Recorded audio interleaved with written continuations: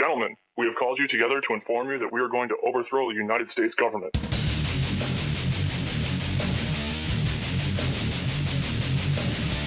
you still think that jet fuel brought down the World Trade Center? Does anybody else see a problem here? If the government has nothing to hide, why are they so afraid to answer a few questions? This story does not add up. Listen to me. Listen to your head. Don't listen to anything they say.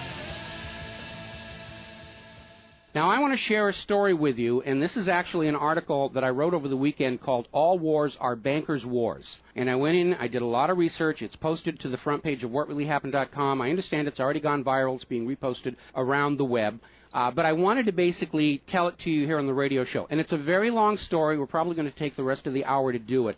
But it's something that you need to understand, that all of these wars and assassinations that we're told are crazed lone nut assassins or weapons of mass destruction or bringing democracy, all of them track back to the private central bankers as the initiating event. And the more you study this, the more you will realize all the wars are wars for the bankers, for the private central bankers. And I know a lot of people are going to have difficulty comprehending this, just how many of these wars we have fought as a nation were fought for no other purpose than to force private central banks onto nations that did not want them. So we're going to have a few examples so you understand why at this particular time in history the United States government is mired in so many wars against so many foreign nations. And there's plenty of precedents for this. Now, going back to the beginning, the United States fought the American Revolution primarily over King George III's Currency Act, which forced the colonists to abandon their own government-issued currencies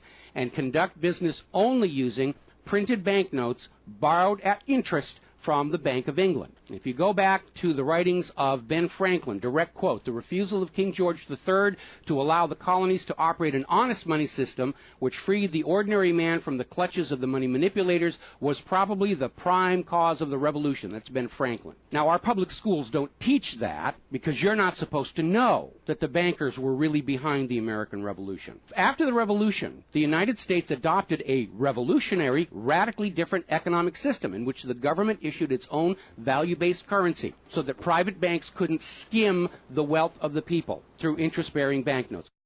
So the American Revolution was fought primarily to free the American people from King George III's Currency Act, which ordered them to conduct all business using printed banknotes borrowed at interest from the Bank of England. So the Bank of England was just, raking in wealth from the labor of the American people in exchange for ink and paper. And that fueled the anger that led to the American Revolution. Your public schools don't spend a lot of time on that, but that was really what it was all about.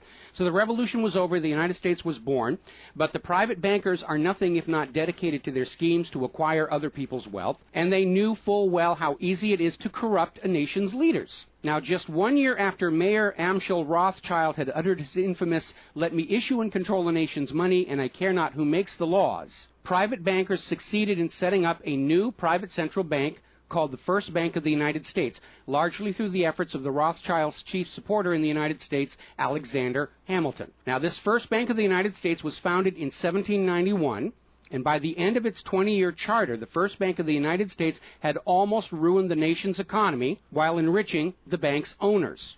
As a result, Congress refused to renew the charter and signaled their intention to go back to a state-issued, value-based currency on which the people paid no interest at all to any banker. This resulted in a threat from Nathan Mayer Rothschild against the U.S. government. Quote, "Either the application for renewal of the charter is granted, or the United States will find itself involved in a most disastrous war." End quote. Congress still refused to renew the charter for the First Bank of the United States, whereupon Nathan Mayer Rothschild railed, quote, "Teach those impudent Americans a lesson. Bring them back to colonial status." End quote. Financed by the Rothschild-controlled Bank of England, Britain then launched the War of 1812 to recolonize the United States and force them back into the slavery of the Bank of England's banknotes, or to plunge the United States into so much debt they would be forced to accept a new private central bank. And the plan worked, even though the United States won the War of 1812, Congress was forced to grant a new charter for yet another private bank, issuing the public currency as loans at interest, the second bank of the United States. Once again, private bankers were in control of the nation's money supply and cared not who made the laws or how many British or American soldiers had to die for it. So once again, the nation was plunged into debt, unemployment, poverty by the predations of the private central bank, and in 1832, Andrew Jackson successfully campaigned for his second term as president under the slogan, "Jackson and no bank." True to his word, Jackson succeeded in blocking the renewal of the charter for the Second Bank of the United States of America. And this was where that famous quote came from Andrew Jackson. Quote, "Gentlemen, I too have been a close observer of the doings of the Bank of the United States. I have had men watching you for a long time, and I am convinced that you've used the funds of the banks to speculate in the breadstuffs of the country. When you won, you divided the profits amongst you, and when you lost, you charged it to the bank. You tell me that if I take the deposits from the bank and annul the charter, I shall ruin 10,000 families. That may be true, gentlemen, but that is your sin. Should I let you go on, you will ruin 50,000 families, and that would be my sin. You are a den of vipers and thieves. I've determined to rout you out, and by the eternal God, I will rout you out." End quote. Andrew Jackson. Shortly after the charter for the Second Bank of the United States expired, there was an assassination attempt on Andrew Jackson, and it failed when both pistols used by the assassin, Richard Lawrence, failed to fire. Later on, Lawrence explained the motive for the assassination by saying that with President Jackson dead, money would be more plenty. So it was an assassination motivated by the interests of the bankers. Now, our public school system is as subservient to the bankers' wishes to keep certain history from you, just as the corporate media is subservient to Monsanto's wishes to keep the dangers of GMOs from you, and the global warming cult's wishes to conceal from you the fact that Earth has actually been cooling for the last 16 years. So it should probably be no surprise that the financial dimension of the Civil War are not well known to the average American. It's portrayed in our history books and our popular media as an internal dispute over slavery, but in fact it was a war with global implications. When the Confederacy seceded from the United States, the bankers once again saw the opportunity for a rich harvest of debt and offered to fund Lincoln's efforts to bring the South back into the Union at 30% interest. Lincoln remarked that he would not free the black man by enslaving the white man to the bankers, and using his authority as president, issued a new government currency, the greenback. This was a direct threat to the wealth and power of the central bankers, who quickly responded. This is a quote from the London Times following Lincoln's issuance of the greenbacks. Quote, "If this mischievous financial policy, which has its origin in North America, shall become indurated down to a fixture, then that government will furnish its own money without cost. It will pay off debts and be without debt. It will have all the money necessary to carry on its commerce. It will become prosperous without precedent in the history of the world. The brains and wealth of all countries will go to North America. That country must be destroyed, or it will destroy every monarchy on the globe." So, goaded by the private bankers, much of Europe supported the Confederacy against the Union, with the expectation that victory over Lincoln would mean the end of the greenback. France and Britain seriously considered an outright invasion on the United States in support of the Confederacy, but they were held at bay by Russia. A little bit of history most Americans don't understand. Russia came to the aid of Lincoln's Union during this crisis. Now, at that time, Russia had just ended their serfdom system, and they had a state central bank similar to the system the United States had been founded on. Now, free of European intervention, the Union won the war, and Lincoln announced his intention to go on issuing the greenbacks. Following Lincoln's assassination, the greenbacks were pulled from circulation, and the American people forced to go back to an economy based on banknotes borrowed at interest from the private bankers. So finally, in 1913, the private central bankers of Europe, in particular the Rothschilds of Great Britain, the Warburgs of Germany, met with their American financial collaborators on Jekyll Island, Georgia, to form a new banking cartel with the express purpose of forming the Third Bank of the United States, with the aim of placing complete control of the United States money supply once again under the control of private bankers. Owing to hostility over the previous banks of the United States, the name of this third bank was changed to the Federal Reserve, in order to grant the new bank a quasi-governmental image. But in fact, it is a privately owned bank. It's no more federal than Federal Express. In fact, last year, the Federal Reserve successfully rebuffed a Freedom of Information lawsuit by Bloomberg News on the grounds that as a private banking corporation, and not actually a part of the U.S. government, the Freedom of Information Act did not apply to the operators of the Federal Reserve. So 1913 proved to be a transformative year for the nation's economy. First, with Congress' passage of the 16th Income Tax Amendment and the false claim it had been ratified. Here's another direct quote. I think if you were to go back and try and find and review the ratification for the 16th Amendment, which was the internal revenue, the income tax, I think if you went back and examined that carefully, you would find that a sufficient number of states never ratified that amendment, end quote. That's U.S. District Court Judge James C. Fox in Sullivan versus United States, 2003. Later that same year, 1913, and apparently unwilling to risk another questionable amendment, Congress passed the Federal Reserve Act over the Christmas holiday in 1913, while members of Congress opposed to the measure were at home. This was a very underhanded deal, as the Constitution explicitly vests Congress with the authority to issue the public currency, does not authorize its delegation, and thus would have required a new amendment to transfer that authority to a private bank. But pass it, Congress did, and President Woodrow Wilson signed it as he promised the bankers he would in exchange for generous campaign contributions. Now, President Wilson later regretted that decision. You've probably heard this quote before, but you're going to get it again. Quote, "I am a most unhappy man. I have unwittingly ruined my country. A great industrial nation is now controlled by its system of credit. We are no longer a government by free opinion, no longer a government by conviction and the vote of the majority, but a government by the opinion and duress of a small group of dominant men." That was Woodrow Wilson writing in 1919. Now, 1 year after the passage of the Federal Reserve Act, World War I started, and it is important to remember that prior to the creation of the Federal Reserve, there was no such thing as a world war. Now, World War I actually started between Austria, Hungary, and Serbia, but quickly shifted to focus on Germany. Why Germany? They didn't start the war. Why was Germany the villain in World War I? Well, the real reason was their industrial capacity was seen as an economic threat to Great Britain. Great Britain's pound was already in decline at the time because too much economic emphasis was on banking and finance, and not enough was on agricultural development, industrial development, and infrastructure. It's very much like the situation we have in the United States right now. All the financial operatives, they want to play the Wall Street games, and other parts of the economy are being neglected. We've lost a great deal of our manufacturing. We're not the agricultural exporter we used to be because everybody's over there at Wall Street playing in that giant open-air casino. Now, pre-war Germany did have a private central bank, but it was under strict control by the German government to keep inflation at reasonable levels and to make sure that all of the German economy was being properly funded, just like Putin did with their central bank about a month ago.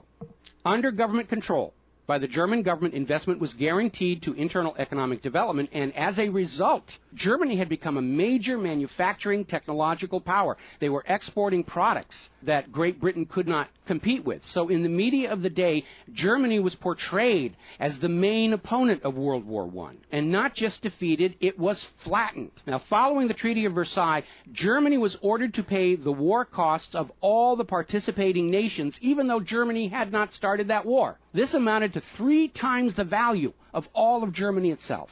Germany's private central bank, to which the German government had gone deeply into debt to pay the cost of the wars, was allowed to break free of government control. That led to the massive inflation of the Weimar Republic, followed, permanently trapping the German people in endless debt. And money speculators were running rampant, and it led to these situations where you had literally a whole basket full of paper notes to get a loaf of bread. Now, when the Weimar Republic collapsed economically, it opened the door for the National Socialists to take power.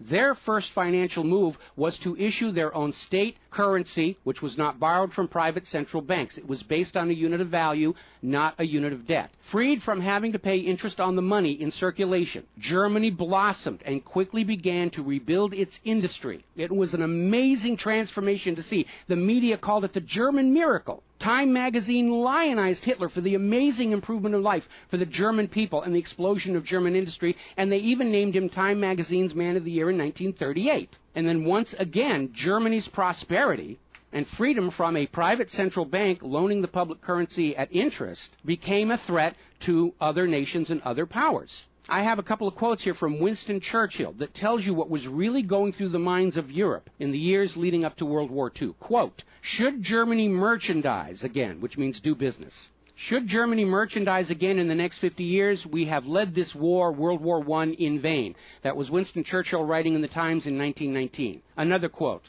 Quote, we will force this war upon Hitler if he wants it or not, end quote. Winston Churchill in a 1936 radio broadcast. Quote, Germany becomes too powerful. We have to crush it, end quote. Winston Churchill in November 1936 speaking to U.S. General Robert Wood. Quote, this war is an English war, and its goal is the destruction of Germany. Winston Churchill, autumn 1939 broadcast. So it was all about economics and profitability. Now, Germany's state-issued value-based currency was also a direct threat to the wealth and power of the private central banks around the world. And as early as 1933, they started to organize a global boycott against Germany to strangle this upstart ruler who thought he could run his nation without a private central bank. Now, as had been the case in World War I, Great Britain and other nations threatened by Germany's economic power looked for an excuse to go to war. And as public anger in Germany grew over the boycott, Hitler foolishly gave them that excuse. Years later, in a spirit of candor, the real reasons for the war were made clear. Quote, the war wasn't only about abolishing fascism, but to conquer sales markets. We could have, if we had intended so, prevented this war from breaking out without doing one shot, but we didn't want to. End quote. Winston Churchill to Harry Truman, March 1946. One more quote here. Quote, Germany's unforgivable crime before World War II was its attempt to loosen its economy out of the world trade system and to build up an independent exchange system from which the world finance couldn't profit anymore. We butchered the wrong pig, end quote. Winston Churchill writing in his book, The Second World War. Now, a little side note, we're going to actually step back in time to the years before World War II. A little bit of history a lot of Americans are still completely unaware of. And it involves a gentleman by the name of Marine Corps Major General Smedley Butler. In 1933, Wall Street bankers and financiers had bankrolled the successful rise to power of Hitler and Mussolini. Brown Brothers Harriman in New York, and they're still there. I saw them when I was there for the 9/11 anniversary. They were financing Hitler right up to the day war was declared with Germany. And these Wall Street financiers decided that a fascist dictatorship in the United States, based on the one Mussolini had in Italy, was going to be far better for their business interests than Roosevelt's New Deal, which threatened massive wealth redistribution to recapitalize the working and middle classes of America. So the Wall Street tycoons recruited General Butler to lead the overthrow of the U.S. government and install a Secretary of General Affairs who would be answerable to Wall Street and not the people, would crush social unrest and shut down all the labor unions. General Butler pretended to go along with the scheme, but then exposed the plot to Congress. So they recruited Marine Corps Major General Smedley Butler to lead this coup d'etat because Butler was very popular with the soldiers, and his image as part of this move would help convince the military this was the right thing to do. Now, to his credit, Major General Smedley Butler, remembering his oath to the Constitution, pretended to go along with the scheme, but then exposed the plot to the United States Congress. Congress, then as now in the pocket of Wall Street bankers, refused to act. When Roosevelt learned of the planned coup, he demanded the arrest of the plotters, but the plotters simply reminded Roosevelt that if any one of them were sent to prison, their friends on Wall Street would deliberately collapse the still fragile U.S. economy and blame Roosevelt for it. So Roosevelt was unable to do anything about this attempted coup d'etat until the start of World War II, at which time he prosecuted many of the plotters under the Trading with the Enemy Act. Now, mostly it was glossed over. Oh, it was just a rumor, unfounded. It's wacko conspiracy theory. But in 1967, the congressional minutes of Smedley Butler's revelation to Congress of the coup were finally released to the public. You ever see this movie 7 Days in May, Kirk Douglas and Burt Lancaster, about an attempted military takeover of the United States of America? It was based loosely on this story. But of course, in the movie, the bankers being behind the Burt Lancaster character was completely removed from the script here. Now, Smedley Butler is also famous for writing a work called War is a Racket. And I would like to read you a quote from that. Quote, I spent 33 years and 4 months in active military service as a member of our country's most agile military force, the Marine Corps. I served in all commissioned ranks from second lieutenant to major general. And during that period, I spent more of my time being a high-class muscle man for big business, for Wall Street, and for the bankers. In short, I was a racketeer, a gangster for capitalism. I suspected I was just part of a racket at the time. Now I'm sure of it. Like all members of the military profession, I never had an original thought until after I left the service. My mental faculties remained in suspended animation while I obeyed the orders of the higher-ups. This is typical with everyone in the military service. Thus, I helped make Mexico and especially Tampico safe for American oil interests in 1914. I helped make Haiti and Cuba a decent place for the National City Bank boys to collect revenues in. I helped in the raping of half a dozen Central American republics for the benefit of Wall Street. The record of racketeering is long. I helped purify Nicaragua for the International Banking House of Brown Brothers in 1909 through 1912. I brought light to the Dominican Republic for American sugar interests in 1916. In China in 1927, I helped see to it that the Standard Oil went its way unmolested. During those years, I had, as the boys in the back room would say, a swell racket. I was rewarded with honors, medals, and promotion. Looking back on it, I feel I might have given Al Capone a few hints. The best he could do was operate his racket in 3 city districts. I operated on 3 continents. General Smedley Butler, former U.S. Marine Corps Commandant, and he wrote that in 1935. So, now moving forward here. As president, John Fitzgerald Kennedy understood the predatory nature of private central banking. He understood why Andrew Jackson fought so hard to end the Second Bank of the United States. So Kennedy wrote and signed Executive Order 11110, which ordered the U.S. Treasury to issue a new public currency called the United States Note. Now, Kennedy's United States notes were not borrowed from the Federal Reserve. They were created by the U.S. government and backed by the silver stockpiles held by the U.S. government. It represented a return to the system of economics the United States had been founded on, and it was perfectly legal for Kennedy to do so under the Constitution. All told, some $4.5 billion went into the public circulation, which eroded interest payments to the Federal Reserve and loosened their control over the nation. 5 months after signing Executive Order 11110, John F. Kennedy was assassinated in Dallas, Texas, and the United States notes pulled from circulation and destroyed. Following Kennedy's assassination, John J. McCloy, president of the Chase Manhattan Bank and president of the World Bank, was named to the Warren Commission. Now, I don't care how good a banker he is. He's not qualified to be investigating a murder, which is what we were told the Warren Commission was all about, to get the truth of the assassination. But we all know that the Warren Commission was there to cover up what was going on, and obviously we can presume safely that John J. McCloy's presence on the Warren Commission was to make sure the American public never got even a hint of the financial dimensions behind the assassination.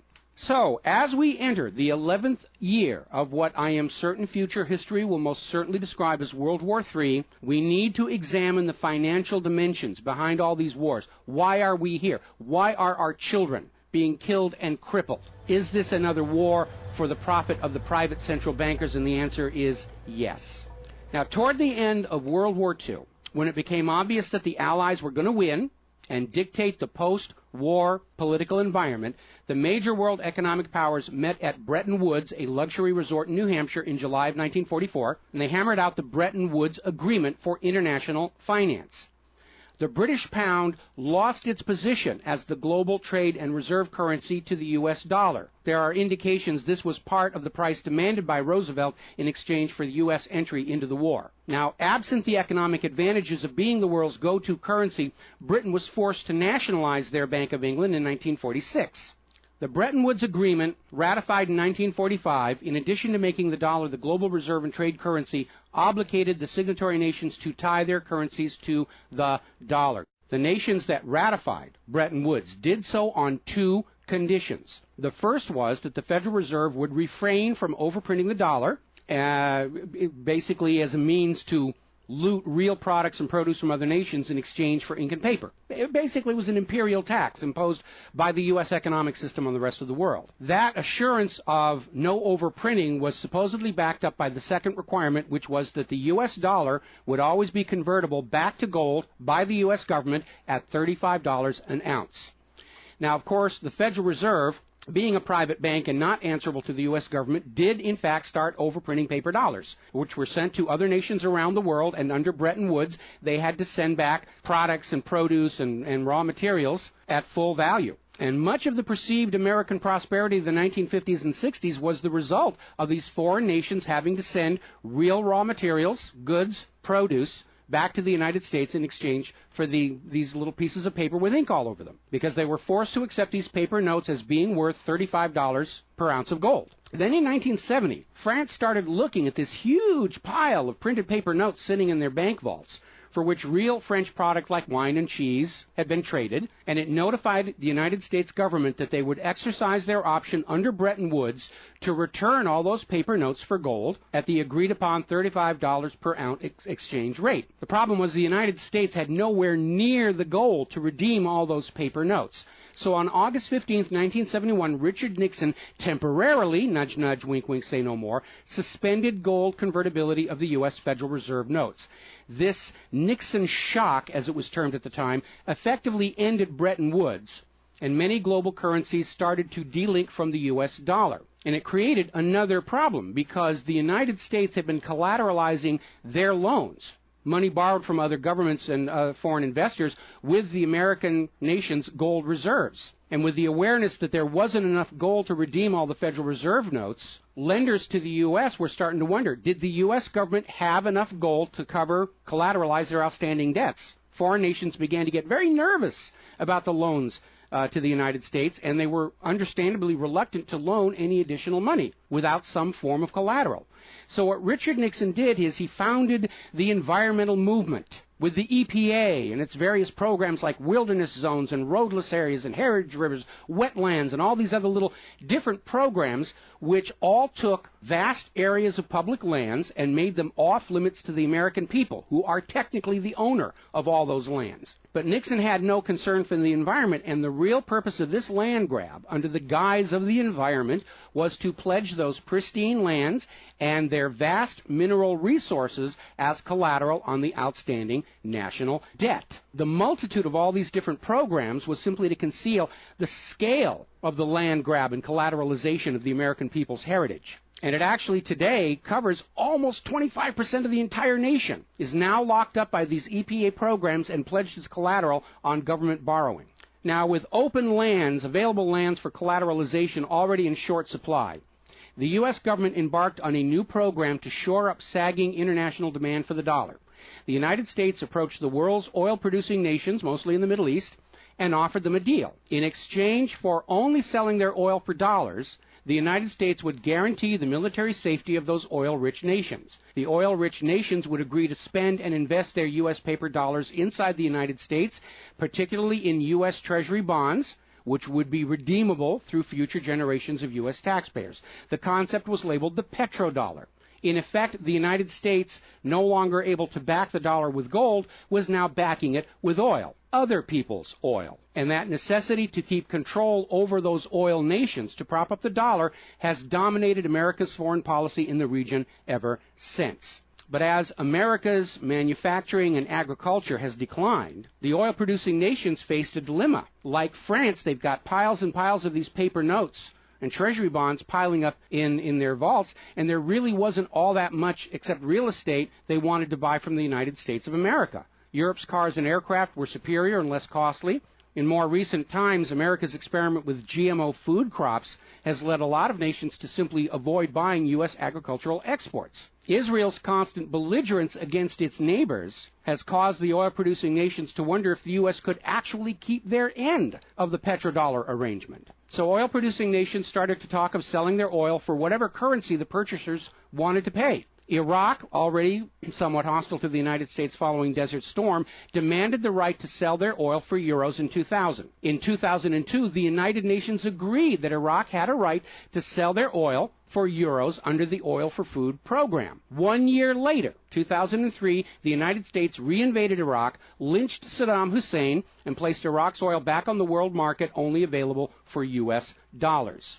Now, the clear U.S. policy shift following 9/11, away from at least attempting to appear to be an impartial broker of peace in the Mideast to one of unquestioned support for Israel's aggressions, only further eroded confidence in the petrodollar deal, and even more oil-producing nations started openly talking of trading their oil for other global currencies. So over in Libya, Muammar Gaddafi had instituted a state central bank and a value-based trade currency, the gold dinar. Gaddafi then announced that Libya's oil was for sale, but only for the gold dinar. Other African nations, seeing the rise of the gold dinar and the euro, even as the U.S. dollar continued its inflation-driven decline, flocked to the new Libyan currency for trade.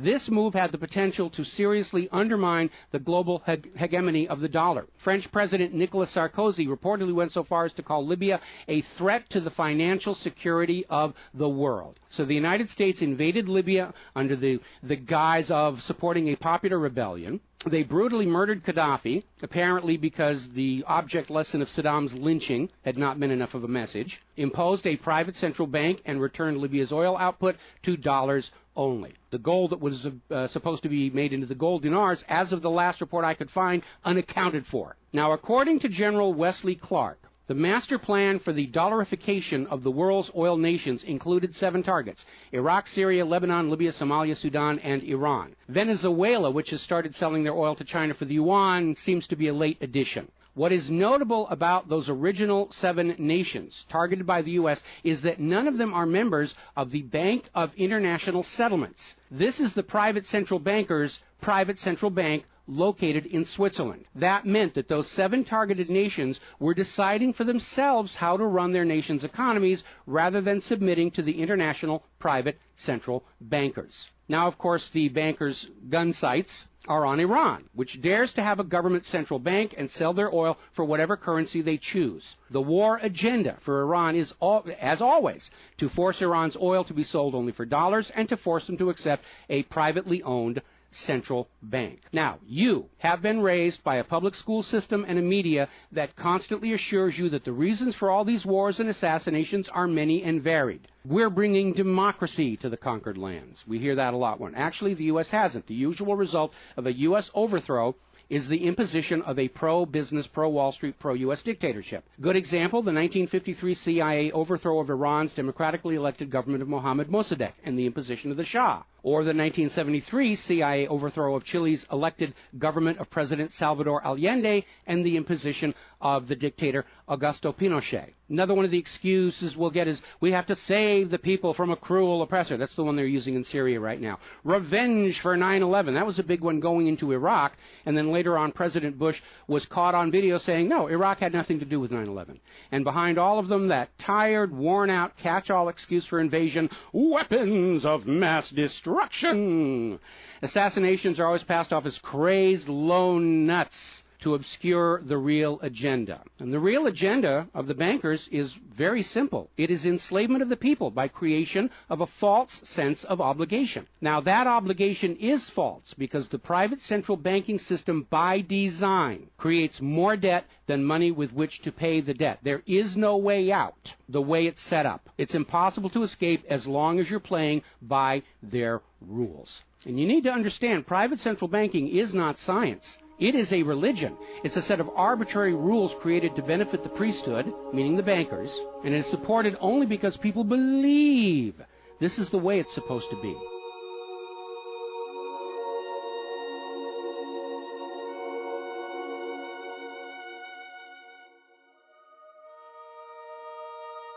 It is a religion. It's a set of arbitrary rules created to benefit the priesthood, meaning the owners of the private central banks. The fraud persists with often lethal results only because the people are brainwashed into believing that this is the way life is supposed to be, and no alternative exists or should even be dreamt of. Now, this same approach, the same brainwashing, was true of 2 earlier systems of enslavement, rule by divine right and slavery, both systems built to trick people into obedience, and both now recognized by modern civilization as illegitimate. So now we are on the verge of a new era in history where we will recognize that rule by debt rule by private central bankers issuing the public currency as a loan at interest is equally illegitimate. It only works as long as people allow themselves to believe that this is the way life is supposed to be. But you need to understand something that's the core of the issue. Private central banks do not exist to serve the people, the community, or the nation. Private central banks exist to serve their owners, to make them rich beyond the dreams of Midas, and all for the cost of ink, paper, and the right bribe to the right official, and the occasional assassination. But behind all these wars and all these assassinations, the 100 million plus horrible deaths from all of these wars, lies a single policy of financial dictatorship. The private central bankers only allow rulers to rule, only on the promise that the people of a nation be enslaved to the private central banks. Rulers who do not go along with that will be killed, their nation invaded by those other nations still enslaved to the private central banks. The bankers themselves don't fight these wars. Their children are not in these wars. A nation tries to break free of the private central bankers like Libya. All the other nations under the bankers' control pile on and destroy them. This so-called clash of civilizations you are being told about by the corporate media, it's really a war between banking systems, with the private central bankers forcing themselves onto the rest of the world, no matter how many millions must die for it. The constant hate-mongering against Muslims you see in the corporate media lies in a simple fact. Like the ancient Christians, prior to the Knights Templars, Muslims forbid usury or the lending of money at interest because they saw in ancient times, like Rome, how these banking practices could destroy an entire society. And that is the reason our government media insists that Muslims have to be hated and killed and converted. They refuse to submit to currencies loaned at interest. They refuse to be debt slaves. That makes them a threat to the natural order of the world, the new world order of global fascist dictatorship. So, off to war your children must go to spill their blood for the money junkies' gold. We barely survived the last 2 world wars. Now we're going into the third one in the nuclear bioweapon age. That is very dangerous. We have to ask ourselves, are the private central bankers willing to risk incinerating the whole planet to feed their greed? Apparently so. You as parents, as siblings, as spouses, need to ask yourself, do you really want to see your loved ones in uniform, killed and crippled, all for a bank balance sheet? But the whole point of this article, the whole point of what I'm sharing with you today, and this is all history, you can go out and hunt it down for yourself. Behind all the flag waving, behind all the propaganda, behind the crazed lone nut assassins, weapons of mass destruction, all of the modern wars this nation have fought are wars by and for the private bankers, fought and bled for by third parties unaware of the true reason they're expected to gracefully accept being killed and crippled for. And the process is quite simple. We've explained it before on this show. As soon as the private central bank issues its currency as a loan at interest, the public is forced deeper and deeper into debt.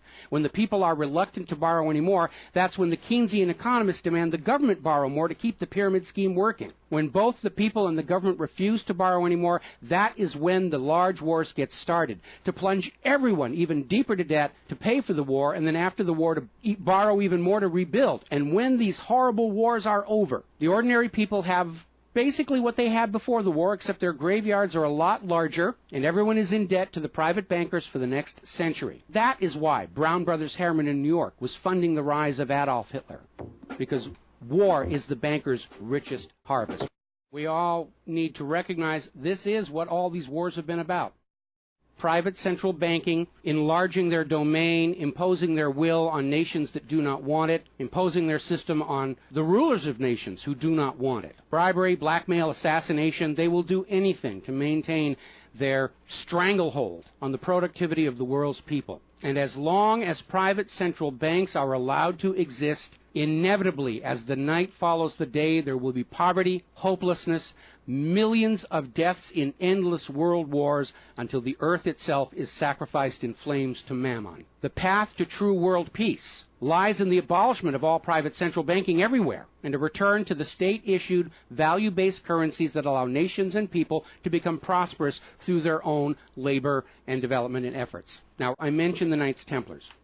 Prior to the Knights Templars, Christianity, like Islam, forbade usury because Christianity, much of Orthodox Christianity, came out of Rome, and they had seen firsthand what debt-based economies do, even to the Roman Empire. They'd seen it firsthand, so they had a ban on usury. And the Knights Templars were able to basically either bribe or blackmail the Pope to get a special dispensation that allowed them to rent money, is what they called it. They didn't call it usury, they called it renting money. A lot of modern predatory banking practices were pioneered by the Knights Templars, and they plunged Europe into hopelessly unpayable debt until finally French King Philip IV, otherwise known as Philip the Fair, did the only solution he could do, because he understood as long as you believed in the rules of the bankers, as long as you played by the rules they created to serve themselves, you are hopelessly trapped. And so Philip thought outside the box, and I know he's demonized for it, but in looking at the history of the Templars, it was his last resort. He sent messages to all of the regions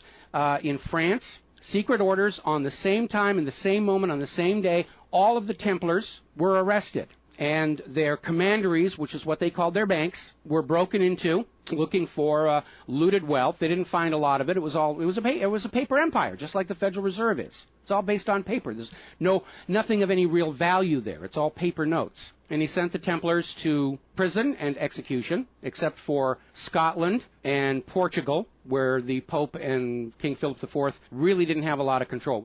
I think that the governments of the world, looking at the situation, looking how close we are to seeing this current world conflict emerge into a full-blown global thermonuclear war, that maybe they need to start thinking about the wisdom of King Philip the Fair and say it's time to simply grab all these private central bankers all at the same time so they can't simply skedaddle from one nation to another and come back and try the same thing again, as they will inevitably do, because these people are addicts. They're hopelessly addicted to other people's money. It's why we call them money junkies. When we see somebody who's addicted to cocaine or methamphetamine or heroin, and we can easily see how they're destroying their home and community around them. Now we need to look at these money addicts and look at how they're destroying the entire world around them. And it's time for an intervention. It's time for us to become private central banking heretics, to stop believing that this is the way life is supposed to be, because it isn't. It isn't even the way the United States was actually started. And they're trying as hard. Look at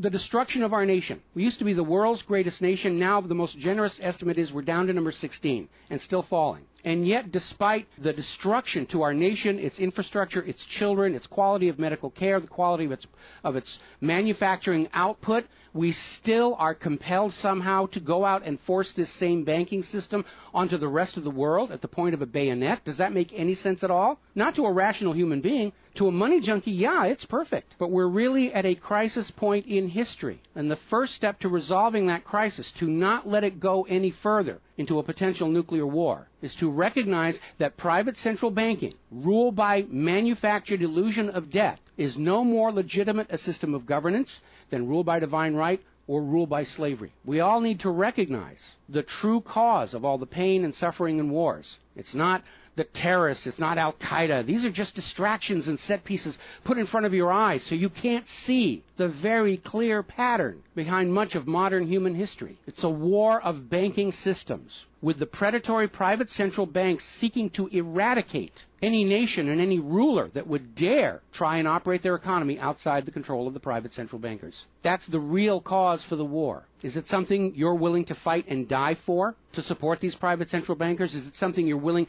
to let your sons and daughters and brothers and sisters be blown to bloody bits for, so the money junkies can have their latest fix, just a little tiny bit more gold or a little larger number on the bottom of that brokerage statement, so they can have today's thrill, their fix of money that is bought with the blood of your children? I don't think so. But the time has come to point out what really is the cause of all causes behind all the wars and suffering that our planet is having to endure and our people are having to endure. The common enemy of all humankind are private central banks issuing the public currency as a loan at interest. And as history will show, they will do anything, up to and including global wars, to keep their lock on yours and your children's future economic well-being and productivity. We're not a free society. Media will tell us that we're free, but we're not free. We are slaves. Our slave chains are made of paper, and that paper is the Federal Reserve note. Too few of our leaders have tried to stand up to